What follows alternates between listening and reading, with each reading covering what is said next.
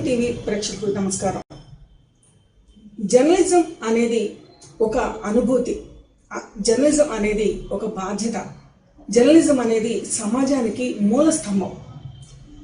ఈ మధ్యకాలంలో జర్నలిజానికి సంబంధించిన నిర్వచనం రకరకాలుగా ఎవరిష్టొచ్చినట్టుగా వాళ్ళు నిర్వచించుకుంటున్నారు.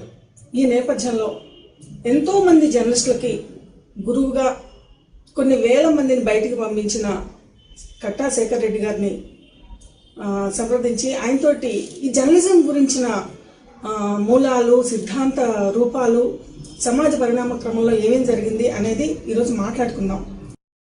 శేఖర్ రెడ్డి గారికి ప్రత్యేక పరిచయం అంటూ ఒక భూమికను మనం పరిచయం చేయలేం. విద్యార్థి నాయకుడు గాను, జర్నలిస్ట్ గాను, కాలమిస్ట్ గాను, అంతేకాకుండా ఒక సంపాదకుడుగా ఇలా రకరకాల భూమికల్ని పోషించారు ఆయన. కానీ ఈ రోజున ఒక జర్నలిస్టుల గురువుగా, ఆయన ఒక జర్నలిస్టుగా, సీనియర్ పాత్రికేయుడిగా ఆయన భావాలను మనం మీతో పంచుకోబోతున్నాను. సార్ నమస్కారం. సార్ దాదాపుగా 30-40 సంవత్సరాలు మీరు జర్నలిజంలో అనేది అడుగుపెట్టడానికి విద్యార్థి నాయకుడిగా మొదలుపెట్టిన మీ ప్రయాణం జర్నలిజంలోకి ఎలా టర్న్ అయింది సార్? విద్యార్థి నాయకుడిగా ఉన్నప్పుడు మాకు ఈ భావజాల యుద్ధం బాగా జరిగేది, సిద్ధాంతాల మధ్య సంఘర్షణ బాగా జరిగేది. అప్పుడు బాగా స్టూడెంట్ పాలిటిక్స్ ఎక్కువగా ఉండేవి. యూనివర్సిటీల్లో, కాలేజీల్లో ఎన్నికలు ఇవన్నీ జరుగుతూ ఉండేవి. అన్ని విద్యార్థి సంఘాలు, దాదాపు ఆర్ఎస్ఎస్ నుంచి ఆర్ఎస్యూ దాకా అన్ని విద్యార్థి సంఘాలు, ఏబీవీపీ నుంచి ఆర్ఎస్యూ దాకా అన్ని విద్యార్థి సంఘాలు కాలేజీలలో యాక్టివ్గా ఉండేవి.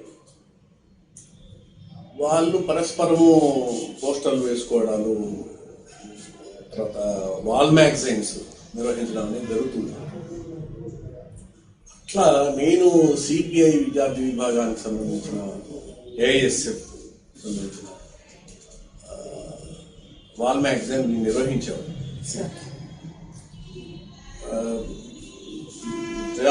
ప్రజాతంత్ర విప్లవం, జాతీయ ప్రజాతంత్ర విప్లవం అంటే ఏమిటి, మిగతా వాళ్ళు చెప్పే వాటికంటే ఇది ఏ రకంగా భిన్నమైంది, తర్వాత విద్యార్థుల సమస్యలు ఏమిటి. 1918 నుంచి 89 దాకా నేను విద్యార్థి నాయకుడిగా ఉన్నాను. ముఖ్యంగా విద్యార్థిగా చేసింది జర్నలిజం కాదు, విద్యార్థిగా చేసిందంతా భావజాల వ్యాప్తి, భావజాల ప్రచారం. అప్పుడంతా మేము ఆ విద్యార్థి సంఘము, ఆ పార్టీ రాజకీయ భావజాలం ప్రచారం చేయడానికి మాత్రమే మా రైటింగ్ స్కిల్స్ మేము నేర్చుకున్నదంటే రాసే నైపుణ్యాలని అక్కడ నేర్చుకున్నాం. ఆ ప్రయత్నంలో భాగంగా నేర్చుకున్నాం. ఆ నేర్చుకున్నది మేము ఎప్పుడైతే యూనివర్సిటీలో ఎంఏ అయిపోయిన తర్వాత ఎంఫిల్ చేశాం తిరుపతిలో, ఎస్వి యూనివర్సిటీలో. ఎంఫిల్ చేసే టైంలో ఉదయం పత్రిక తిరుపతి క్షణం ప్రారంభించినప్పుడు మన ప్రకాష్ గారు, మోహన్ తమ్ముడు, ఆయన సర్జన్ రామకృష్ణ కాబట్టి మన పిల్లలు ఎవరైనా రాయగలిగిన కెపాసిటీ ఉంటే ఇక్కడ మాకు సబ్ ఎడిటర్లు కావాలి, ట్రైనింగ్ సబ్ ఎడిటర్లు పంపించండి అని సిపిఐ నారాయణ గారు చెప్తే, నారాయణ గారు ఇద్దరు బాగా రాస్తారు కదా, బాగా మాట్లాడతారు కదా, సిద్ధాంతాలు తెలుసు కదా, మీరు వెళ్ళండి అని చెప్పి నన్ను కృష్ణప్రసాద్ ఇద్దరిని పంపిస్తారు. వెళ్తే మేము వెళ్ళడమే ట్రాన్స్లేషన్ చేసినాము, రాసినాము, క్వాలిఫై తీసేస్తున్నాం డైరెక్ట్. అక్కడ మేము ఒక ప్రధాన సమితిలోకి ఎంటర్ అయ్యాం. అక్కడ ఇక వీళ్ళంతా కూడా ప్రకాష్ కానీ, వసంతలక్ష్మి కానీ, వసంతలక్ష్మి గారు, అట్లాగే ఫాదర్ మయూద్దీన్, రామకృష్ణారెడ్డి, రామకృష్ణారెడ్డి ఫస్ట్ మాకు ఇన్ఛార్జిగా ఉన్నారు. వీళ్ళందరూ మమ్మల్ని తోమినారు, చేపను తోమినట్టు తోమి. అసలు నేను పారిపోవడానికి సిద్ధమైన ఓ దశలో ఇన్ని గంటల పాటు, దాదాపు 6-7 గంటల పాటు ఆఫీసులో కూర్చొని స్థిమితంగా, ఎందుకంటే విద్యార్థి నాయకుడిగా ఉండి చాలా స్వేచ్ఛగా ఉన్నవాళ్ళం, కానీ 6-7 గంటల పాటు ఆఫీస్లో కదలకుండా కూర్చోవడము, రాయడము, ట్రాన్స్లేట్ చేయడము కష్టం అనిపించింది. రోజులకు తలనొప్పి అది అనిపిస్తూ ఉండింది. నేను వెళ్ళిపోతానని చెప్పాను, మానేస్తాను. అయితే మా రూమ్కి వచ్చినాడు ప్రకాష్ గారు. ఇచ్చారు నీకే మాట్లాడారు, ఉద్యోగాలు రూమ్కి రావు, మాట్లాడుతున్నాడు, మొదలుపెట్టద్దు, నీకు అంతకు ఇబ్బంది అయినప్పుడు ఆఫీస్లోనే కాసేపు రెస్ట్ తీసుకోను, నేను ఉన్నా కదా అది చెప్పేసి ధైర్యం వచ్చి మళ్ళీ తీసుకొచ్చాను. అక్కడ వాళ్ళు నిజంగా ఆ రోజు వాళ్ళు పెట్టిన శిక్షణ మాకు ముఖ్యం. సార్ అంటే ఒక ఉద్యోగంగా, అంటే ఉద్యోగం నుంచి ఉద్యోగంగా మొదలైన ఈ జర్నలిజంలో మిమ్మల్ని చాలా ఇన్స్పైర్ చేసిన అంశాలు కానివ్వండి, జర్నలిజాన్ని తరచి చూసినప్పుడు జర్నలిజం సమాజానికి ఏ రకంగా కీలకం అని మీకు అనిపించింది? జర్నలిజము కారణం ఏంటంటే ఒక థ్రిల్ ఉండేది ఆ రోజుల్లో. ఒక థ్రిల్ అంటే ప్రపంచానికంతా ముందుగా వార్తలు తెలుసుకునే వాళ్ళు, తెలియజెప్పేవాళ్ళు జర్నలిస్టులు. అదే థ్రిల్. అంటే న్యూస్ ఈజ్ పవర్. వార్త మనకు ముందు తెలిసిందంటే మన దగ్గర ఒక శక్తి, ఒక అధికారం ఉన్నట్టు లెక్క. ఆ అధికారాన్ని 10 మందికి పంచడం పత్రిక ద్వారా. ఇది మనకున్న థ్రిల్. తెలుసుకునే అవకాశం, ఈ సమాచారాన్ని, ఈ వార్తను తెలుసుకోవడం అనేది ఉంది కదా, అది మిగతా విశాల సమాజానికి సంబంధించిన థ్రిల్. వీళ్ళు చెప్తారు అనే దానికోసం మనకై చూస్తారు. అందుకని తెలుసుకోవడం, తెలియజెప్పడం, ఈ రెండు హక్కులు. భావ వ్యక్తీకరణ స్వేచ్ఛ, మన రాజ్యాంగం ప్రసాదించిన భావ వ్యక్తీకరణ స్వేచ్ఛలో భాగంగా మనుషులందరికీ to inform, to be inform, తెలియజెప్పడం మన బాధ్యత. జర్నలిస్టులుగా తెలుసుకొని తవ్వి తీసి తెలియజెప్పడం మన బాధ్యత, తెలుసుకోవడం వాళ్ళ హక్కు. ఈ రెండింటి సంబంధించిన సూత్రం మీద ఆధారపడి జర్నలిజం అనేది నిర్మాణం అయింది. సార్, ఇతర వృత్తి ఉద్యోగాలు కానివ్వండి, వీటన్నిటికీ కానివ్వండి, జర్నలిజానికి ఉన్న ఒక భిన్నత్వం ఏంటి? సమాజ నిర్మాణంలో జర్నలిజం పాత్ర ఏంటి? జర్నలిస్టు చాలా మంది చాలా రకాలుగా నిర్వచించారు. జర్నలిస్టు ఎప్పుడు కూడా ఒక align man to the society. మిగతా మొత్తం వ్యవస్థలకు భిన్నంగా, దూరంగా, ఎప్పుడూ ఒక భిన్నమైన కోణంతో, ఎప్పుడూ ఒక వ్యతిరిక్త ధోరణితో చూసేవాడు. మిగతా వ్యవస్థలన్నింటినీ నెగిటివ్గా చూస్తాడు. అంటే డ్రెడ్జింగ్ ఇంజనీర్ అన్నాడు థామస్ గ్రిఫిత్, టైమ్స్ వ్యవస్థాపక సంపాదకుడు థామస్ గ్రిఫిత్. జర్నలిస్ట్ ఇదే డ్రెడ్జింగ్ ఇంజనీర్ అన్నాడు. డ్రెడ్జింగ్ అంటే ఏంటంటే పూడిక తీసేవాడు. సమాజంలో వివిధ అధికార స్రవంతులు, రాజకీయ స్రవంతులు, లేకపోతే సాంస్కృతిక స్రవంతులు ఎక్కడన్నా పాడుబడిపోయి, కూరుకుపోయి, బురద పేరుకుపోయి, అవినీతిమయమైపోయి ఉన్నప్పుడు వాటిని డ్రెడ్జింగ్, తవ్వి తీసేవాడు, పూడక తీసేవాడు. పూడక తీసే ఇంజనీరు జర్నలిస్టు అని చెప్పి అన్నాడు. అంటే జర్నలిస్టుకు అంత విశిష్టమైన పాత్ర ఉంది. మిగతా వ్యవస్థలన్నింటిలో భాగం కాకూడదు జర్నలిస్టు. సరే, చాలా కాల ప్రవాహంలో జర్నలిస్టులు కూడా వ్యవస్థల్లో భాగమైపోయినారు, రాజకీయాల్లో భాగమైపోయినారు, రకరకాల కాంప్రమైజెస్ వచ్చినాయి, అది వేరే విషయం. కానీ జర్నలిస్టు పులిట్జర్, జోసెఫ్ పులిట్జర్ కూడా చెప్పింది ఏంటంటే, జర్నలిస్టు ఎప్పుడు కూడా ప్రజల పక్షం ఉండాలి, ఎప్పుడు కూడా ఏ రాజకీయ పార్టీతోటి అఫిలియేట్ కాకూడదు, ఎప్పుడు ఏ వ్యవస్థతోటి అంటకాకూడదు, ఎప్పుడు కూడా ఏదో ఒకటి తవ్వుతూ ఉండాలి, ఒక శోధన మైండ్లో ఉండాలి, ఒక తృతీయ పక్షంగా ఉండాలి తప్ప ఎప్పుడు కూడా ఆ రెండు పక్షాలలో చేరిపోకూడదు. ఇవి ఒక పాత్రికేయుడికి ఉండాల్సిన ముఖ్యమైన లక్షణాలు.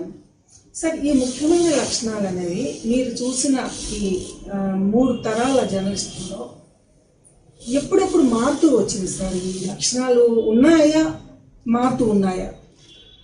జర్నలిజము ఇప్పుడు కూడా జర్నలిజంలో పెట్టుబడి పాత్ర ఉంటుంది.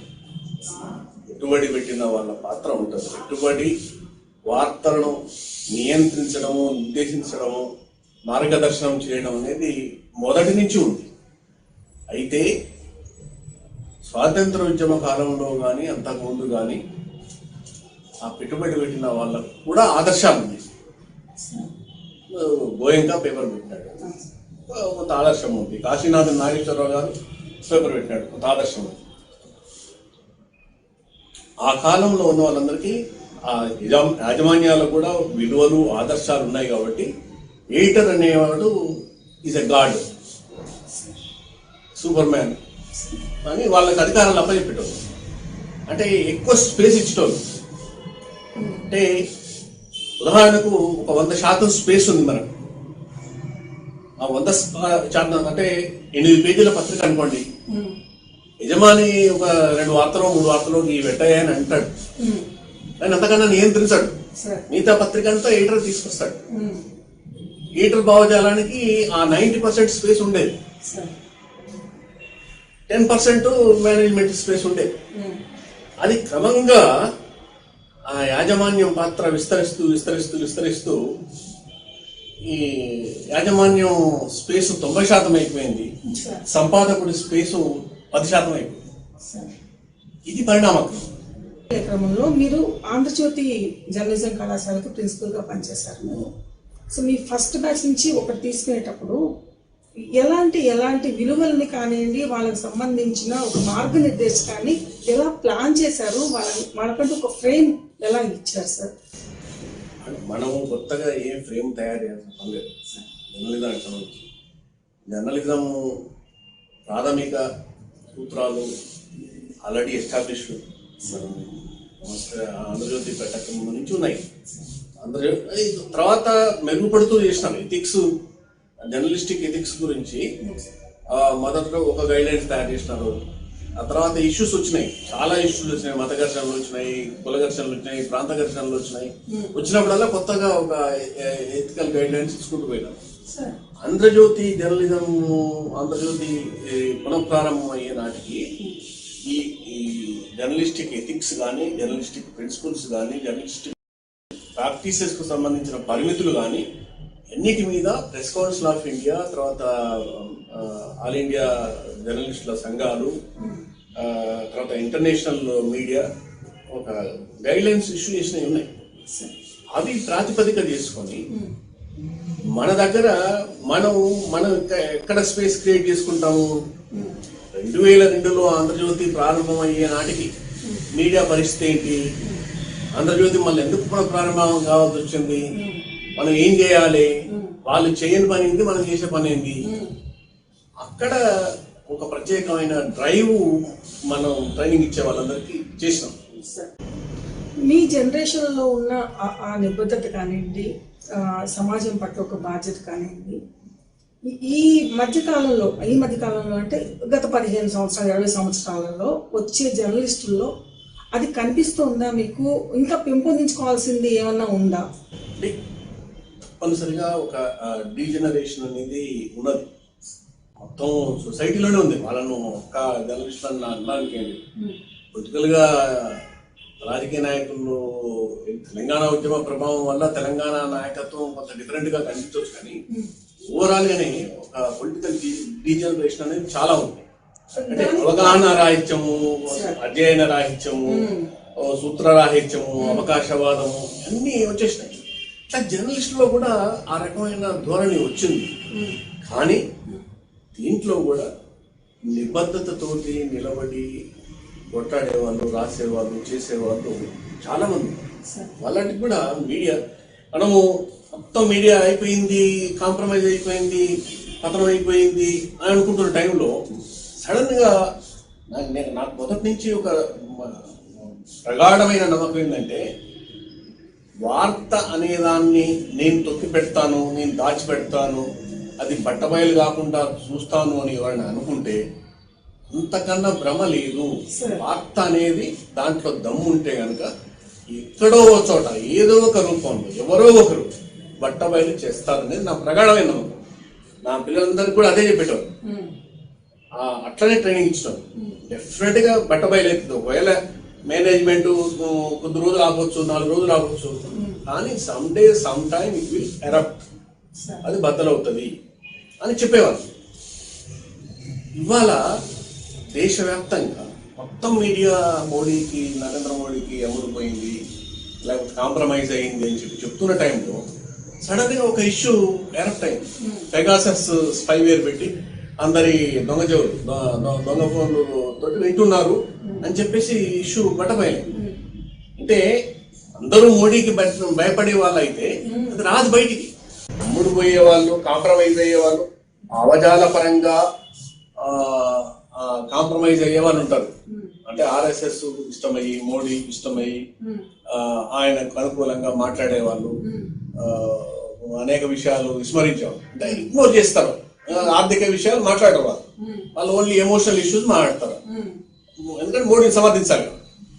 కానీ వాళ్ళతో విభేదించి కొట్లాడే వాళ్ళ సంఖ్య పెరిగిందిగా ఒకనాటికి. ఈరోజు ఒకప్పుడు సోషల్ మీడియా అంటే మోడీని మొత్తం ఒక వ్యవస్థని క్రియేట్ చేసుకొని అందరి మీద ఒక దాన్ని మిడతల దండు లాగా మీద విరుచుకుపడిపోయేది. ఇవాళ అది లేదు. ఎందుకంటే ఏదైనా సరే ఇప్పుడు మనం అతి సర్వత్రా వర్జయేది అంటాం కదా, నువ్వు చేసిన పని ఇప్పుడు అందరూ చేస్తున్నారు. ఇప్పుడు మోడీ ఆఫీసు పెట్టి బిలియన్ మైండ్స్ అని ఒక కంపెనీ పెట్టి దాని నుంచి జనాన్ని రిక్రూట్ చేసేసి అందరినీ తిట్టే కార్యక్రమం పెట్టించినాము. ఇప్పుడు అందరూ అదే పని చేస్తున్నారు. చిన్న చిత్క వాడు కూడా ఒక 4 పెట్టుకొని నువ్వు వాళ్ళని తింటురా, ఏంటి తింటురా అని చెప్పి చేస్తున్నారు. దాన్ని జర్నలిజం అని కూడా ఒక పేరు పెట్టుకున్నారు. సో జర్నలిజాన్ని ఎన్ని రకాలుగా, ఎన్ని రూపాలలో వచ్చేస్తున్న టైంలో అసలు నిజమైన జర్నలిజం అనేది సమాజం గుర్తించాల్సిన అవసరం ఎంత ఉందని మీరు అనుకుంటున్నారు? మొదటి నుంచి ఉంది బయాస్, కొత్తగా లేదు. కానీ ఇవాళ ఇంకా అసలు ఫ్లాట్ అండ్ అనమాట. అంటే ఒక 90 డిగ్రీల దీంతో ఉండాల్సిన పత్రిక అది చిన్నగా 75 డిగ్రీలకు 60 డిగ్రీలకు వచ్చేసి ఫ్లాట్ అయిపోయింది మిగతా వారితో పాటు. అంటే అందుకని ఏంది, ఇప్పుడు ఎవడు కూడా ఒక ఛానల్ దగ్గర ఆగి చూడటం లేదు, ఎవడు ఒక పత్రికను చూసి వదిలిపెట్టలేడు, 4 పత్రికలు చూడాల్సి వస్తుంది. వై? బికాస్ నమ్మదగిన అది లేకపోవడమే. ఒకే అంశము, ఒకే సమస్య భిన్న కోణాల్లోనూ భిన్న అభిప్రాయాలతోటి జర్నలిజంలోనే మీడియా సంస్థల్లో ప్రచురితం అవడం కానివ్వండి, ప్రసారం అవడానికి కానివ్వండి, ఏ లోపం మనల్ని ఆ రకంగా భిన్న ఒకే సమస్యకు సంబంధించి వివిధ పార్శ్వాలు, వివిధ రకాల యాంగిల్స్ ఎందుకు వస్తాయంటే ప్రధానంగా ఒక బయాస్ యాంగిల్ తోటి చూసి వార్త రాయడం వల్ల నేను ఫలానా పార్టీకి అనుకూలంగా రాయాలి కాబట్టి దానికి అనుకూలమైన పాయింట్లు మాత్రం జడ్జిమెంట్ వస్తుందండి. సుప్రీంకోర్టు జడ్జిమెంట్ వస్తుంది.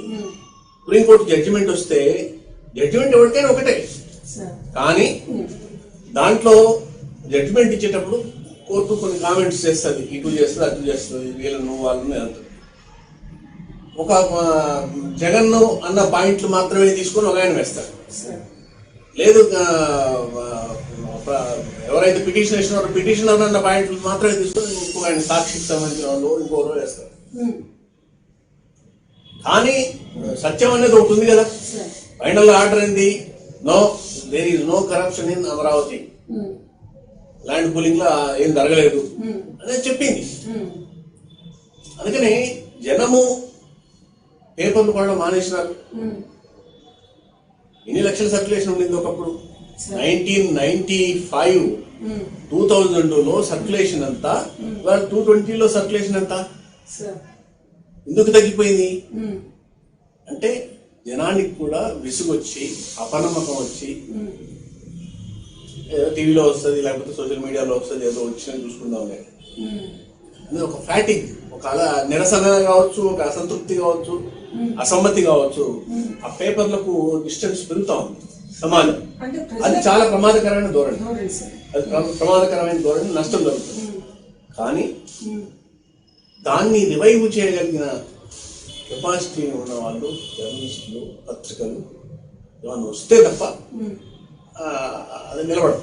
చాలా ఇష్యూస్ మరుగున పడిపోతున్నాయి. చాలా ఇష్యూస్ అదే చూడాల్సిన కోణంలో చూడకుండా ఈ బయాసుడు కోణాల్లో చూడడం అసలు విషయం.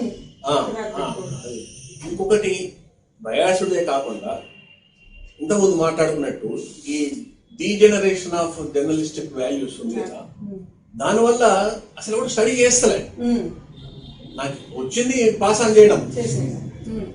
అంటే ఇంతకుముందు ఒక స్టోరీ ఇన్సిడెంట్ జరిగితే ఆ ఇన్సిడెంట్ ను కవర్ చేయడానికి టపా టపా టపా ఒక ఫోటోగ్రాఫర్, ఒక రిపోర్టర్, ఇంకొక అక్కడ లోకల్ రిపోర్టర్స్ అందరూ ఒక గుంపులాగా వెళ్ళి అక్కడ నిలబడి మొత్తం సమాచారం సేకరించి ఆ భావోద్వేగాలు, ఆ సీన్ ఎట్లా జరిగింది ఏమిటి అన్ని చేసి ఇస్తే ఒక కాంప్రహెన్సివ్ స్టోరీ వచ్చేది. హ్యూమన్ టచ్ ఉండేది దాంట్లో. ఇప్పుడు ఎక్కడ అసలు టీవీలో చూసుకొని రాయడం. జర్నలిజానికి సంబంధించిన ఒక మధ్యస్థితి ఇది మీరు చూసారు. మొదటి స్థితి ఉన్న వాళ్ళని, అంటే ఆ జనరేషన్ సంబంధించిన వాళ్ళతో కలిసి పనిచేశారు మీరు. సో అసలు ఎప్పుడు ఎలా జర్నలిజం మొదలైంది సార్? ఎలాంటి పరిణామ క్రమాలు ఇవాల్టి జర్నలిజాన్ని మొదటి జర్నలిజాన్ని పోల్చి చూడాలి అని అంటే ఎలా చెప్తారు? 90% సంపాదకుడు పాత్ర పోషించిన రోజు అంటే విలువలు వేరు. 50% పాత్ర మాత్రమే పోషించిన రోజును ఒక రకంగా ఉన్నాయి. పొలిటికల్ టగ్ ఆఫ్ వార్ లో మీడియా ఎంత ఇన్వాల్వ్ అయితే అంత మీడియా కూడా పొలిటిసైజ్ అయిపోతుంది. అట్లాగే ఈనాడు, ఆంధ్రజ్యోతి ప్రొఫెషనల్ గా నడుస్తాయని చెప్పి, నడవాలని చెప్పి భావించిన సంస్థలు కూడా ఇవాళ ఏంది బ్రాండెడ్ యాజ్ సంబడీస్ వాయిసెస్. అంటే నువ్వు నీ పత్రికను ఎంత దూరం పాలిటిక్స్ తోటి, ఎంత డిస్టెన్స్, ఎంత రాజకీయాలతో ఎంత డిస్టెన్స్ లో నువ్వు పత్రిక నడిపిస్తావు అనే దాని మీద ఆధారపడే నీ క్రెడిబిలిటీ ఉంటుంది. అదే ఈ క్రెడిబిలిటీ అన్న ఆస్పెక్ట్ లోనే నిజంగానే ఏ మీడియా హౌస్ తీసుకున్నా కూడా ఏదో ఒక బ్రాండో లేదా బ్యానరో ఈ మనిషికి సంబంధించింది అనేది ఒక కట్టు బానిసలాగా జర్నలిజం అయిపోయింది అనేది మనకి ఇవాళ రోజున ప్రజల్లో నాంతున్న విషయం. వింటున్నప్పుడు ఒక పాత్రికేయులుగా మనకు అది బాధ వేస్తుంది. అదొక పాయింట్. అది కట్టుబానిసలుగా ఏదో మొత్తం మేనేజ్మెంట్ చెప్పినట్టుగా నడుచుకుంటా ఉన్నారు. ఎవరికి లేదు, ఎవరి సొంత భావాన్ని తీర్చిదిద్దడం అనేది మనం అంటాం. అది నిజమా సార్? కానీ వాళ్ళ పరిస్థితి ఆంధ్రజ్యోతి తీసుకోండి. ఆంధ్రజ్యోతి రాధాకృష్ణ గారు రాసే రాజకీయ భావజాలానికి, కె శ్రీనివాస్ రాసే రాజకీయ భావజాలానికి ఏమైనా పోలిక ఉందా? అది మనం పనిచేసిన వాళ్ళకి మనకే తెలుసు. K Srinivas is protecting is right to right on anything.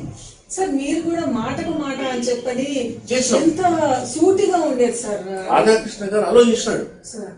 Andhra Jyothi మనుగడకున్న బలం ఏంటంటే అదే. ఆయన ఏమన్నా ఆయనకు ఎటువంటిదన్నా ఉండని, కానీ ఎవరు ఏం రాసినా అభ్యంతరం పెట్టేవాడు కాదు.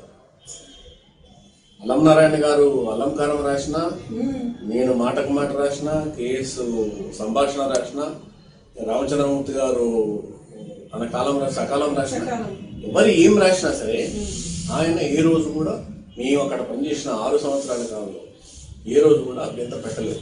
ఎందుకు ఇట్లా రాసినామని చెప్పి ఒక మాట కూడా అనలేదు. ఆయన ఈవెన్ మేము చంద్రబాబుకి వ్యతిరేకంగా రాసినాం, రాజశేఖర రెడ్డికి వ్యతిరేకంగా రాసినాం, అయినా కానీ మమ్మల్ని ఇప్పుడు ఆయన రాసుకుంటే ఆయన రాసుకుంటాం.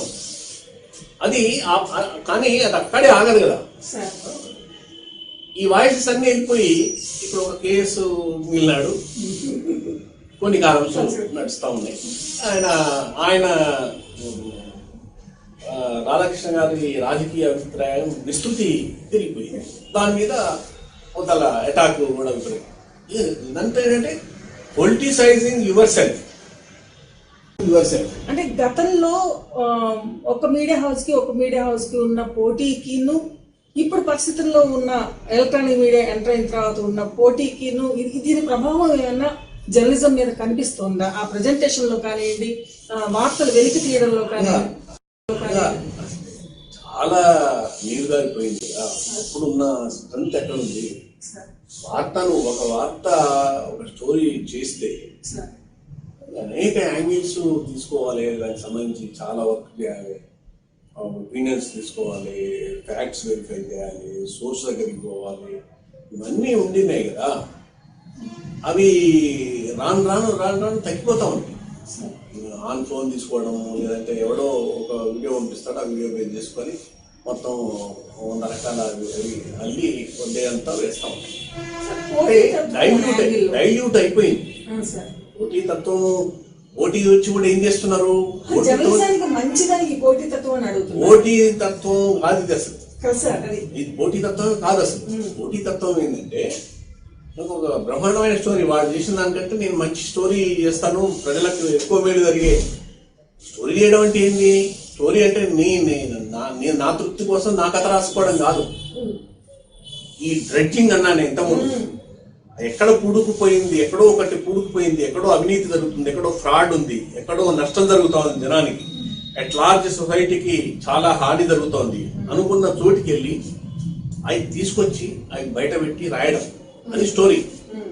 ఆ స్టోరీ జనరేషన్ దగ్గర పోటీ ఉండాలి వాటి దగ్గర, అంతే తప్ప గాసిపింగ్, చిల్లర రాజకీయాలు, అల్లరి విషయాలు, క్రైము, సినిమా మొత్తం అసలు మీకు సీరియస్ న్యూస్ అనేది తగ్గిపోయి ఈ చెత్త న్యూస్ అంతా ఇవాళ ఎక్కువ ఛానళ్ళు, ఎక్కువ మాధ్యమాల వల్ల ఏమైందంటే ఈ చెత్త అంతా ఎక్కువైపోయింది. ఈ చెత్త ఎక్కువైపోవడం వల్ల ఏది సత్యమో ఏది అసత్యమో ఏది ఎంతవరకు తీసుకోవాలో అర్థం కాని పరిస్థితి వచ్చింది. అందుకని కొత్తగా ఫ్యాక్ట్ చెక్ ఏజెన్సీలు, తర్వాత జర్నలిస్టులు, మేధావులు ఫ్యాక్ట్ చెకింగ్ అని ఒక సాఫ్ట్వేర్ తీసుకొని ఇది నిజమా కాదా అని వెతుక్కునే పరిస్థితి వచ్చింది. ఇప్పుడు మీ విభాగం, ఇప్పుడు మీరు పనిచేస్తున్న విభాగం కూడా సమాచార హక్కు విభాగం. అంటే సమాచారం తెలుసుకోవడం అనేది ఒక సామాన్యుడి హక్కు అనేది మనం ప్రస్ఫుటంగా తెలియజెప్తున్న విషయం. అయితే ఈ సమాచారాన్ని సవ్యంగా చేరవేయడంలో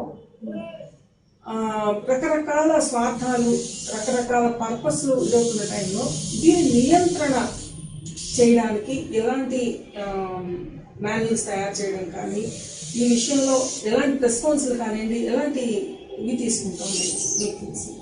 ఇంతవరకు సెంట్రల్ గవర్నమెంట్ ఎలక్ట్రానిక్ మీడియాకి సంబంధించి ఒక యాక్ట్ చేయలేదు. జర్నలిస్టులకు యాక్ట్ ఉంది సార్, ప్రింట్ మీడియాకి ఉందా సార్? వర్కింగ్ జర్నలిస్ట్ యాక్ట్ ఉంది. వర్కింగ్ జర్నలిస్ట్ యాక్ట్ ప్రకారము ఏం చేయొచ్చు, ఏం చేయకూడదు, వాళ్ళ మా రోల్ అన్నింటినీ డిఫైన్ చేసినారు. కానీ ఎలక్ట్రానిక్ మీడియాకి సంబంధించినంతవరకు అసలు డిఫైన్ చేయలేదు, ఒక చట్టము లేదు. వాటిని ఏమని కంట్రోల్ చేస్తారు, ఎక్కడ కంట్రోల్ చేస్తారు? బ్రాడ్కాస్టింగ్ అసోసియేషన్ వాళ్ళు ఉన్నారు, వాళ్ళే గైడ్ లైన్స్ ఇస్తా ఉన్నారు. పాపం ఇటీవల కాలంలో గైడ్ లైన్స్ ఇస్తా ఉన్నారు. కానీ ఈ సముద్రంలో తర్వాత ఈ నిజమైన గైడ్ లైన్స్ ఇస్తున్నారు, ఇది చేయకూడదు, క్రైమ్ జరిగినప్పుడు వాళ్ళ పేర్లు బయట పెట్టకూడదు, వాళ్ళ ఫేసెస్ బయట పెట్టకూడదు అని ఒకటి గైడ్ లైన్స్ ఇస్తారు. కానీ వాటి మానిటరింగ్ చేసేవాడు అమలు అవుతుందా లేదా అని చెప్పేటోడు ఉండాలా. జర్నలిస్టులకు అసలు అదే అట్లాంటి గైడ్ లైన్స్ ఉన్నాయి, గైడ్ లైన్స్ ను పాటించాలి, వాటి మీద ట్రైనింగ్ ఇవ్వాలని ఎన్ని టీవీ ఛానళ్ళు జర్నలిస్టులకు ట్రైనింగ్ పెట్టినాయి, శిక్షణ పెట్టి జర్నలిస్టులను తీసుకునే అసలు సంస్థలాడు ఉన్నాయి. ఒకప్పుడు పత్రికలు నడిపించినాయి, ఏదో టీవీ నైన్ కొంత ట్రైనింగ్ ఇచ్చింది, ఎన్టీవీ కొంత ట్రైనింగ్ ఇచ్చింది. కానీ అసలు ట్రైనింగ్ ఇవ్వాలి జర్నలిస్టులకు, ట్రైనింగ్ వాళ్ళకు నాలెడ్జ్ గ్యాప్ చాలా ఉంటుంది. ఒకప్పటి తరానికి ఈ తరానికి పుస్తకాలు చదవడం అలవాటు లేదు. అసలు గత సాహిత్యానికి సంబంధించి, గత చరిత్రకు సంబంధించి, వారసత్వానికి సంబంధించి, మనిషి పరిణామ క్రమానికి సంబంధించి ఇవేవి అవగాహన లేకుండా మనుషులు వస్తున్నారో వీళ్ళకి ట్రైనింగ్ ఇవ్వాలి, వీళ్ళకి ఒక అవుట్లుక్ ఇవ్వాలి. ఒక మనిషిగా, ఒక గొప్ప మానవతావాదిగా ముందు వాడిని తయారు చేసి నువ్వు ఇప్పుడు జర్నలిస్ట్ అంటే చేయగలుగుతాడు. అసలు వాడికి ఏమీ ఇవ్వకుండా మైక్ ఇచ్చి కెమెరా ఇచ్చి నువ్వు పోయి కవర్ చేసుకున్నామంటే వాడు బాగా మాట్లాడుతున్నాడు, బాగా ఇచ్చేసేయండి అంటే బాగా మాట్లాడొచ్చు కాక. విషయ పరిజ్ఞానం ఉండాలి. మానవీయ దృక్పథం ఉండాలి. తర్వాత ఎక్కడ ఏం అడగచ్చు ఏం అడగకూడదు. చచ్చిపోయి వాళ్ళు మనుషులు చచ్చిపోయి ఏడుస్తూ ఉంటే ఇప్పుడు మీరు ఎట్లా ఫీల్ అవుతున్నారు, ఏం చేస్తున్నారు, మీరు ఎందుకు జరిగింది, అసలు వాళ్ళు ప్రశ్నలు అడగడం ఏంటి? అట్లా చాలా దుర్మార్గమైన ఏమాత్రం ఇన్సెన్సిబుల్ రోల్ ప్లే చేసిన జర్నలిస్టులను చూసినాయి. అట్లాగని మొత్తం పతనం అయిపోతున్నది అని నేను భావించాను. జర్నలిజం మనుగడ సాగిస్తారు. ఇవాళ మీకు ఫేస్బుక్, ట్విట్టర్ ఇంకా అనేక ఫోరమ్స్ వచ్చిన తర్వాత పంచనైపోయిన మాట వాస్తవం. వార్త పంచనైపోయింది, వివరాలు సమాచారం పంచనైపోయింది, ఇవంతా నిజమే. కానీ వాళ్ళ వార్తను దాచే పరిస్థితి లేకుండా పోయింది, సత్యాన్ని దాచిపెట్టే పరిస్థితి లేకుండా పోయింది. ఎవడు వచ్చి అయ్యా ఇక్కడ అక్రమం జరుగుతుంది, అన్యాయం జరుగుతుంది, పట్టించుకోండి అని మనల్ని దేవిరించాల్సిన పని లేదు. వాడు మొత్తం వివరాలు సేకరించి ఆ కాగితాలన్నీ ఫేస్బుక్లోనో ట్విట్టర్లోనో పెడితే అదే పెద్ద ఇష్యూ అయిపోతుంది. వీడియో చేసి పెడుతున్నాడు, ఆడియో చేసి పెడుతున్నాడు కదా. అందుకని ఏది దాగని పరిస్థితి అయితే ఒకటి వచ్చింది. సత్యం అందరికీ తెలవాల్సిన అవసరం ఉందన్నది ఈ మీడియా, మిగతా సోషల్ మీడియా అంతా వచ్చిన తర్వాత బాగా వ్యాప్తి చెందుతుంది. కానీ దీంట్లో చాలా చెత్త వస్తున్నది, చాలా అసమగ్రమైన సమాచారము, తప్పు సమాచారము, గాసిప్స్, అంటే మనుషుల జీవితాలతో ఆడుకునే సమాచారం, ఇవన్నీ వస్తున్నాయి. వాటిని నియంత్రించడానికి ఈ మళ్ళీ పత్రికలు, ఛానళ్ళు, జర్నలిస్టులే క్రియాశీల పాత్ర పోషిస్తున్నారు. చాలా మంది ఇప్పుడు ఫ్యాక్ట్ చెక్ పాత్ర పోషిస్తున్నంత జర్నలిస్టులు మేధావులే. మేధావులు ఇది తప్పు, ఇది కాదు, వెంటనే ఎక్కడో మత ఘర్షణ జరిగింది, మన ఎక్కడ బోతులోనో ఎక్కడో జరిగింది అని ఏదో ఒక వీడియో క్లిప్ పంపిస్తాడు. ఇది బోతుంది కాదు, అలానా మధ్యప్రదేశ్లో ఎప్పుడో లాంగ్ బ్యాక్ జరిగిన ఇన్సిడెంట్, ఎవరు ఆవేశానికి గురి కాదు, వెంటనే చెక్ చేస్తున్నాం. అందుకని మీడియా విస్తరించడం వల్ల మంది ఎక్కువైతే మధ్యగా పంచనైనట్టే ఛానళ్ళు, పత్రికలు, మాధ్యమాలు అనేకం పెరిగే కొద్దీ పంచనయ్యే మాట వాస్తవం. కానీ దమ్మున్న పత్రికలు, దమ్మున్న వార్తలు ఎక్కడున్నా సరే ఈ శక్తివంతం. ఇప్పుడు నేను ఒక మన వెబ్ న్యూస్ పేపర్ వచ్చి దిశ అని it is creating some sort of its own place. అవి ఇట్ కుడ్ బి ఎట్లా అంటే అన్కాంప్రమైజ్డ్గా ఏదో కొంత రోల్ ప్లే చేస్తున్నారు. చాలా చాలా ఇష్యూస్ ఇంతకుముందు ఎవడు రాయని ఇష్యూస్ పట్టుకొచ్చి రాసినారు. ధరణి మీద, వాటి మీద, వీటి మీద వాళ్ళు బాగా విస్తృతంగా కథనాలు ప్రసారం చేస్తున్నారు. అంటే పబ్లిక్ పాయింట్ ఆఫ్ వ్యూ నుంచి, జనం ఎట్లా సఫర్ అవుతున్నారనే యాంగిల్ నుంచే. కాబట్టి ఇమీడియట్ గా అట్రాక్టెడ్ ది పొలిటికల్ క్లాస్. మరి ఫిజికల్ పేపర్ లేదు, ఈ పేపరే ఉంది, కానీ it could able to attract the people. అందుకని నిజాయితీగా, నిబద్ధతతోటి గీత మీద నిలబడి, లక్ష్మణ రేఖ మీద నిలబడి యుద్ధం చేస్తే కనుక డెఫినెట్ గా అందరు మీ వైపు చూస్తారు. ఆ దిశగా జర్నలిస్టుల్ని, పత్రికలను నేనైతే చాలా ప్రగాఢంగా నమ్ముతా ఉన్నా. ఇవాళ మీడియాలో పనిచేస్తున్న వాళ్ళందరికీ శిక్షణ ఇవ్వాల్సిన అవసరం. ఎందుకంటే పాత మీడియా ఒకటి వెనుక పోతా ఉంది, కొత్త మీడియా వస్తూ ఉంది, అనేక సమస్యలు వస్తూ ఉన్నాయి, అనేక తప్పులు దొరుకుతూ ఉన్నాయి, అనేక గాసిపింగ్ జరుగుతూ ఉంది. మహిళలకు సంబంధించి విపరీతమైన ధోరణి వ్యాఖ్యలు, అడ్డగోలు మాటలు, అసలు అసభ్యమైన దాడి, ఇవన్నీ జరుగుతూ ఉన్నాయి. ఎంతవరకు వెళ్ళదు. ఫేస్బుక్ అయినా సరే యూ కెనాట్ గో లైక్ ఇష్టం మాడతా అంటే కూడా అది అనలేదు. సభ్యత అనేది భాష, మనకు స్వేచ్ఛ ఉన్న మాట నిజమే, స్వేచ్ఛ ఉండాల్సిన మాట నిజమే, మన మీద ఆంక్షలు ఉండొద్దు నిజమే. కానీ ఇవన్నీ నిజమే అయినప్పుడు మనకు బాధ్యత ఉందని గుర్తించడం కూడా నిజమే. మనకు బాధ్యత ఉంది, బాధ్యతగా వ్యవహరించాలి, సభ్యంగా వ్యవహరించాలి. ఎంతవరకు మాట్లాడొచ్చు, ఎంతవరకు మాట్లాడకూడదు, ఎంతవరకు రాయొచ్చు, ఎంతవరకు రాయకూడదు అనే ఆ పరిమితి కూడా తెలుసుకోవడం అనేది ఈ మొత్తం మీడియాలో, అంటే సోషల్ మీడియా కాంచి పత్రికలు ఛానల్ దాకా ఈ పాత్ర పోషిస్తున్న వాళ్ళందరి మీద ఉన్నది. వాళ్ళకు శిక్షణ ఇవ్వాల్సిన అవసరం ఉంది. వాళ్ళ మీద శిక్షణ ఇవ్వడానికి ఒకసారి బ్రాడ్ గైడ్ లైన్స్, ఇది పత్రికలకు ఒక గైడ్ లైన్స్, బ్రాడ్కాస్ట్లకు ఒక గైడ్ లైన్స్, సామాజిక మాధ్యమాలకు ఒక గైడ్ లైన్స్ కాదు. అసలు ఎక్కడైనా సరే నువ్వు ఒక మెసేజ్ పెట్టాలన్నా, వాట్సాప్లో ఒక మెసేజ్ పెట్టాలన్నా, సోషల్ మీడియాలో ఒక మెసేజ్ పెట్టాలన్నా, ట్విట్టర్లో ఒక మెసేజ్ పెట్టాలన్నా, పత్రికకు ఒక వార్త ఇవ్వాలన్నా ఏవి జాగ్రత్తలు తీసుకోవాలి, ఏ ప్రమాణాల్లో ఉండాలి, ఆ ప్రమాణాలు ఏమిటి అనేది బ్రాడ్గా తయారు చేయాల్సిన అవసరం ఉంది. అది సొసైటీనే చేసుకోవాలి. మళ్ళీ గవర్నమెంట్ తయారు చేస్తే గవర్నమెంట్ చట్టం తయారు చేసి నువ్వు ఇది చేయొద్దు అంటారు అనుకోవాలి. అందుకని మీడియా హౌసెస్ వాళ్ళ స్టాఫ్కు నేర్చుకోవాలి. సామాజిక మాధ్యమాలను ఉపయోగించే వాళ్ళందరికీ చెప్పాలి, these are the guidelines, these are the framework, నువ్వు beyond this you cannot go అని చెప్పాలి. వాడు ఊరికే ప్లాట్ఫామ్ ఇచ్చేయడం కాదు కదా. అంటే విషయ పరిజ్ఞానంతో పాటు భాష, పదజాలం వీటన్నిటి కోసం కూడా మీరు బుక్ రాశారు. ఇప్పుడు 15 ఏళ్ళు జర్నలిస్ట్ పరదీప్ గారు ఏ పదాలు వాడాలి, ఏ సందర్భానికి ఏది వాడాలి సార్, దీనికి శ్రీకారం బీజం పడడం మీ ఉద్దేశం కానివ్వండి, దీన్ని ఎంత? నేను ఆంధ్రజ్యోతి జర్నలిజం కళాశాల ప్రిన్సిపాల్ గా పనిచేస్తున్నప్పుడే వాళ్ళకి పాఠాలు చెప్తున్నప్పుడే ఒక లోటు అనిపించింది. ఇవన్నీ చెప్తున్నాం మనం వాళ్ళకు, ఈ ఒక్కొక్క పదం గురించి, నాటో అంటే ఏమిటి, తర్వాత థర్డ్ వరల్డ్ కంట్రీస్ అంటే ఏంటి, కోల్డ్ వార్ అంటే ఏంటి, అసలు మన్మోహన్ రేఖ అంటే ఏంటి, ఎన్ఓసి అంటే ఏంటి, ఎల్ఏసి అంటే ఏమిటి, ఇట్లా అనేక పదాలు మనం రోజువారీ వార్తలు వస్తున్నాయి. వీటన్నింటినీ ఒక చోట గుదిగుచ్చి లీగల్ ఇన్ఫర్మేషన్ కూడా, జర్నలిజం నిర్మాణం కూడా మొత్తం ఉద్యోగ నిర్మాణం మొత్తం అంతా కూడా ఒక జర్నలిస్ట్ చేతిలో ఉండాల్సిన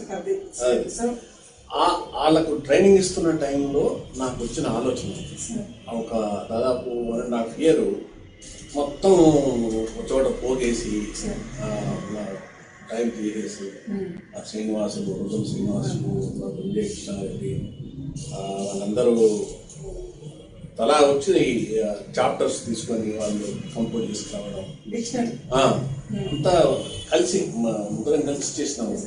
అయితే ఒక జర్నలిస్ట్ అనే నిజమైన జర్నలిస్ట్, నిబద్ధత గల జర్నలిస్ట్ అనేది క్షేత్రస్థాయిలో ఫీల్డ్ ఎలాంటి శ్రమ, ఎలాంటి శోధన, ఎలాంటి ఛాలెంజెస్ ఎదుర్కోవాల్సి వస్తుంది, ఒక జర్నలిస్ట్ గా మీరు అది చూసి ఉన్నారు సార్, అని మీరు రాసి ఉన్నారు, దీని అంతా కూడా సంపాదకీయం చేసి ఉన్నారు. ముఖ్యంగా వెస్టర్న్ మీడియా ఒక వార్త రాయడానికి 10-15 మందిని పోటీ చేస్తారు. You take any news item, agriculture crisis తీవ్రమవుతున్నది అని ఒక స్టోరీ రాయాలి. వాడికి ఏదో కొంత ఇన్పుట్స్ ఉంటాయి, ఇన్ఫర్మేషన్ ఉంటుంది, ఆ ఇన్ఫర్మేషన్ తీసుకుని రాయమని చెప్తాడు ఎడిటర్. అగ్రో ఎకానమిస్ట్ సంప్రదిస్తాడు, అగ్రికల్చర్ సైంటిస్ట్ సంప్రదిస్తాడు, ఫార్మర్స్ తో మాట్లాడతాడు, అట్మాస్ఫియర్ వాతావరణ నిపుణులతో మాట్లాడతాడు, కాలం అవుతుందా కాదా, ఎంతవరకు అవుతుంది అన్నమాట. అట్లా ఒక 10-15 మంది నిపుణుల, అంటే ఆ రంగానికి సంబంధించిన నిపుణుల ఒపీనియన్స్ తీసుకొని ఆ స్టోరీ అల్లుతాడు. మన దగ్గర అసలు అట్లా స్టోరీ చేయడానికి అట్లా 10 మందితో మాట్లాడాలన్న స్పృహ ఎక్కడ ఉంది? చాలా రేర్గా కొద్ది మంది జర్నలిస్టులు చాలా అది చేస్తున్నారు. అగ్రోడ హిందూలో కానీ, ఎక్స్ప్రెస్లో కానీ, టైమ్స్ ఆఫ్ ఇండియాలో కానీ జర్నలిస్ట్ చేస్తున్నారు, బట్ స్పేరింగ్లీ. కానీ ప్రతి స్టోరీ ఇవాళ మనం వరి వద్దంటున్నాం, ఎందుకు వద్దంటున్నాం, దాని ఒక స్టోరీ.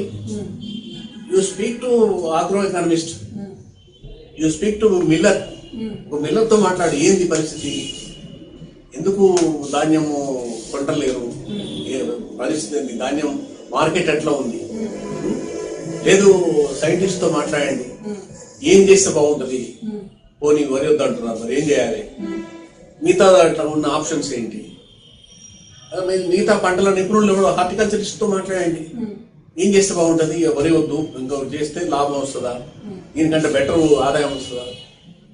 అట్లా ఒక 10 మందితో మాట్లాడచ్చు.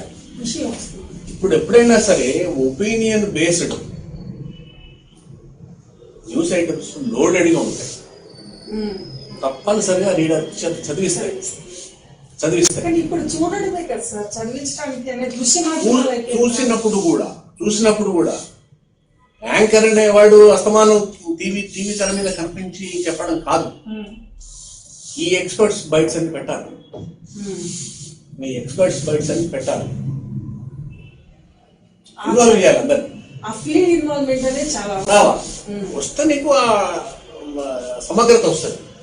ఆ కాంప్రహెన్సివ్ ఇన్ఫర్మేషన్ పాఠకుడికి అవసరమైన కాంప్రహెన్సివ్ ఇన్ఫర్మేషన్ వస్తుంది వీక్షకుడికి. ఇది ఒక రకం సార్. జర్నలిస్ట్ అనే వ్యక్తి ఫీల్డ్ లో వాళ్ళు ఎదుర్కొనే చాలా సమస్యలు ఎలా ఉంటాయి? ఛాలెంజెస్ అంటే ఇవ్వరు నీకు ఇన్ఫర్మేషన్, ఎవరు అంత ఈజీగా ఎవరు ఇన్ఫర్మేషన్ ఇవ్వరు. You have to make friends, you have to create trust in them. Officers ఉంటారు, సెక్రటరీ పోయి ఇన్ఫర్మేషన్ ఇస్తామని చెప్తాం మనం. ఒకరిని ఇస్తారా? అసలు గేట్లో రాణిస్తారా? ఐఏఎస్ ఆఫీసర్ అపాయింట్మెంట్ ఇస్తారా? ఇవ్వరు. వాళ్ళ దగ్గర నమ్మకాన్ని సంపాదించుకోవాలి. దానికోసం రిపోర్టర్ చాలా ప్రయత్నం చేయాల్సి, కష్టపడాల్సి వస్తుంది. ఆఫీసర్స్ దగ్గర డబ్బులు 500 రూపాయలు డబ్బులు ఇచ్చి ఫైల్ కాపీ తెచ్చుకున్న సందర్భాలు. జర్నలిస్టులే డబ్బులు తింటారు అని ఒక పేరు బాగా బదనాం చేయడం ఈజీ. ఈ జర్నలిజంలో ఇటువంటి దుర్మార్గమైన పరిస్థితి ఎందుకుంది? ఇవాళ రిపోర్టర్లు పార్ట్ టైం రిపోర్టర్స్ అని పెట్టుకుంటారు అందరూ, అన్ని పత్రికలు. వాడు జీతం ఇచ్చినా ఇవ్వకపోయినా సరే, ఠికానా లేకపోయినా సరే, అన్ని చిన్న చితక పత్రికలతో సహా మీ పేరు తీసుకుంటే బాగుండదు కాబట్టి చెప్పట్లేదు. అన్ని పత్రికలు, ఒక పెద్ద ఆయన మొదలు పెట్టినాడు, కింది దాకా అన్ని పత్రికలు పార్ట్ టైం రిపోర్టర్స్ అని పెట్టినారు, కంట్రిబ్యూటర్స్ అని పెట్టినారు. వాళ్ళ చేత అన్ని పనులు చేయించుకుంటాం మనం. కానీ లైన్ అకౌంట్ ఇయ్యం, కనీస పారితోషికం ఇయ్యం. మా పెద్ద ఆయన మాత్రం ఏదో ఇస్తున్నాడు, కనీస పారితోషికం అని ఇస్తున్నాడు. మిగతా పత్రికలు ఏవి వాటిని రెగ్యులర్గా ఇవ్వట్లేదు. కొన్ని ఏమో రెగ్యులర్గా ఇవ్వట్లేవు, కొన్ని ఏమో అసలే ఇవ్వట్లేదు. వాడు ఏం చేయాలి? రిపోర్టర్ ఏం చేయాలి? ఈ తప్పు తెలిసి ఎవరు చేస్తున్నారు? యాజమాన్యాలే కదా. ఈ నేరం ఎవరిది? యాజమాన్యాలే కదా. ఇట్టాల్సింది ఎవరిని? యాజమాన్యాలని కదా. ఆడు బక్కోడు, కింద ఉండే రిపోర్టరు బక్కజీవి. మనుగడ కోసం బతుకుతుంది. ఉద్యోగం లేదు, ఏదో ఉద్యోగం పెట్టుకొని కార్డు పట్టుకొని చూస్తాడు. ఈ వ్యత్యాసము సామాన్యులకు తెలియట్లేదు సార్. వాళ్ళ కంట్రిబ్యూటర్స్ నిజంగా వేరే జర్నలిస్టులు అంటే ఒక అపాయింటెడ్ జర్నలిస్టులు అనేవాళ్ళు వేరే ఉన్నారు, సంస్థకు సంబంధించింది అనేది వ్యత్యాసం తెలియట్లేదని. తెలియదు ఒకటి, తెలియక మాట్లాడతారు ఒకటి. తర్వాత మీరు ఎందుకు ఇస్తారు డబ్బులు? మీరు ఎందుకు ఇస్తారు డబ్బులు? ఉదాహరణకు ఒక కాంట్రాక్ట్ వచ్చింది. కాంట్రాక్ట్ విషయంలో మండలంలో ఉన్న కాంట్రాక్టర్లు అందరూ రింగ్ అయినారు. ఆ రింగ్ అయ్యే ప్రయత్నంలో మరి ఎవరెవరికి ఎంత ఇవ్వాలనేది వాళ్ళు డిసైడ్ చేసుకొని రిపోర్టర్లకు కూడా 10,000 ఇవ్వాలి మనం అందరికి కలిపి అని చెప్పి నిర్ణయించుకున్నాం. ఆ రింగ్ అయిన కాంట్రాక్టర్లో ఒక కాంట్రాక్టర్ అసంతృప్తిగా అయిష్టంగా రింగ్ అయినాడు. బలవంతం పెట్టినారు అని వాడు బయటకు వచ్చి మాకు ఫోన్ చేస్తాడు, సార్ ఇట్లా రింగ్ అయినారు, చాలా నష్టం జరుగుతుంది, ఇట్లా అట్లా నీ దగ్గర వివరాలు ఉంటే పంపించామని చెప్పిన వార్త తెప్పించిన వేసిన. నెక్స్ట్ డే పెద్ద గొడవ, 10,000 ఇచ్చినాం కదా ఎందుకు వార్త వచ్చింది. ఎవరు అలవాటు ఇస్తాను? రిపోర్టర్లను చెడగొడుతున్నది మీ రాజకీయ నాయకులు, అధికారులు, మిగతా సమస్త వ్యవస్థలు సర్వనాశనం అయ్యి దుంపనాశనం అయ్యి మీరు తప్పులు చేసుకుంటూ ఆ తప్పులు బయటపడకుండా ఉండడం కోసం అక్కడ ఉండే ఈ బక్కజీవులకు 10 పరక ఇస్తే అది అవినీతి, అది అక్రమము. ఏమి అన్యాయం ఇది? మిగతా కళ్ళ కనపడవా? మిగతా వ్యవస్థ చేస్తూనే వెళ్తా. నేను ఇది చేయమని చెప్పట్లేదు, చేయడం కరెక్ట్ అని కూడా చెప్పట్లేదు. చాలా మంది రిపోర్టర్లు చేయరు, వాళ్ళకు ఇస్తే తీసుకుంటారు తప్ప. ఇస్తే ఆగిపోతుందని అనుకుంటారు. కానీ విషయం కనుక ఉంటే పై స్థాయి అంచెలంచెలుగా ఉన్న వ్యవస్థ ఏదైతే ఉందో జర్నలిజంలో ఎక్కడ వస్తుంది అనే విషయం తెలియాలి కదా. అందుకని ఇంకా ఇక్కడ హెడ్ ఆఫీసులలో పై స్థాయిలో జర్నలిస్టులు అవినీతికి పాల్పడేంత ధైర్యం ఎవరు చేయడు. ఎందుకంటే మేనేజ్మెంట్ జస్ట్ దగ్గరగా ఉంటారు. ఎవరన్నా ఏదైనా ఇస్తే వాలంటరీగా ఇస్తే తీసుకుంటారు కావచ్చు, కానీ వీళ్ళు డిమాండ్ చేసి తర్వాత అక్రమాలకు పాల్పడి చేసేంత ధైర్యం ఇక్కడ హెడ్ ఆఫీసులో చేయరు. కానీ ఇవాళ వ్యవస్థలో వచ్చిన మార్పులు కానివ్వండి, సమాజంలో రకరకాల టెక్నికల్గా వచ్చిన మార్పులు కానివ్వండి, రకరకాల ప్రభావాలు పడుతున్నాయి. సో జర్నలిజాన్ని కాపాడుకోవడంలో సమాజం బాధ్యత ఎంత, జర్నలిజంలో ఉండి బాధ్యతగా వ్యవహరించాల్సిన జర్నలిస్టుల పాత్ర ఎంత? జర్నలిస్టులకు సంబంధించి తమ్ముడే చెప్పారు. మొత్తము మీడియా హౌసెస్ కానీ, ఛానల్స్, పత్రికలు కానీ, ఛానల్స్ కానీ, సామాజిక మాధ్యమాలకు they themselves have to train their force, తమ సైన్యాన్ని. అందుకే ఏదో వచ్చేసి సమాజం మీదకి వదలడం కాకుండా సుశిక్షితులను చేసి వాళ్లకు పత్రికా ప్రవర్తన నియమావళి, జర్నలిస్టు ప్రవర్తన నియమావళి, పరిమితులు, ప్రిన్సిపల్స్ అన్నీ వాళ్ళకు ఒకసారి ట్రైనింగ్ ఇచ్చి వాళ్ళకి మంచి చెడు అన్నీ చెప్పి బయటికి పంపడము, ఆ రకంగా మొత్తం మీడియాను తీర్చడం, ఈ చెత్త చెదారము ప్రసారం చేయడం అనే దాన్ని తగ్గించుకోవడం, ఇదంతా మీడియాగా మనం చేయాల్సిన పని. ఎప్పుడైతే మనం ఓరియంటేషన్ ట్రైనింగ్ ఇస్తాం, డెఫినెట్ గా మనిషి స్వతహాగా చెడ్డవాడు కాదు. ఎవడు మనకు తెలిసి చేసే తప్పులు ఉంటే మనం దాన్ని అప్పుడు వీడు క్రిమినల్ అనవచ్చు. మనం తెలియక చేసే తప్పులే ఎక్కువగా ఉన్నాయి. తెలియక వచ్చిన వాడిని వచ్చినట్టు వాళ్ళకు విధుల్లో పెట్టడం వల్ల చేస్తున్న తప్పులే. కానీ అందరికీ కూర్చోబెట్టి వాళ్ళకు కొంచెం శిక్షణ ఇచ్చి, వాళ్ళకు ఓరియంటేషన్ ఇచ్చి, వాళ్ళకు వాల్యూస్ నేర్పి, మొత్తం మన మనిషికి సంబంధించిన గతం అంతా ఒకసారి నెమరు వేసుకునేటట్టుగా చేసి వదిలిపెడితే చాలా బాధ్యతగా ఉంటారు, మంచి వాళ్ళు తయారవుతారు, మంచిగా చేస్తారు. మీడియా కూడా ఆరోగ్యవంతంగా తయారవుతారు. మనం ఇక్కడ ఒకటే కాదు కదా, ప్రపంచం అంతా ఉంది ఈ మీడియా, ఇదే పరిస్థితులు ఉన్నాయి. కానీ ఎక్కువ మనం గింజుకోవాల్సిన పరిస్థితి, ఎక్కువ అవమానపడాల్సిన పరిస్థితి ఇక్కడ ఎందుకు ఉంది అంటే, ఇక్కడ ఎక్కువ జనాభా ఉంది, పెద్ద దేశము, పెద్ద సమాజము, మీడియా కూడా చాలా విస్తృతమైన మీడియా కాబట్టి ఎక్కువ గొంగడి ఉంటుంది. అర్థమైందా? అలాగే సొసైటీ ఎట్లా చేయాలి ఏంది అనేది వచ్చినప్పుడు సొసైటీ రెస్పాండింగ్, మంచి పనులు చేసే వాళ్ళు ది వైర్ అని ఒక స్వచ్ఛంద సంస్థ ద్వారా పెట్టినారు వెబ్సైట్.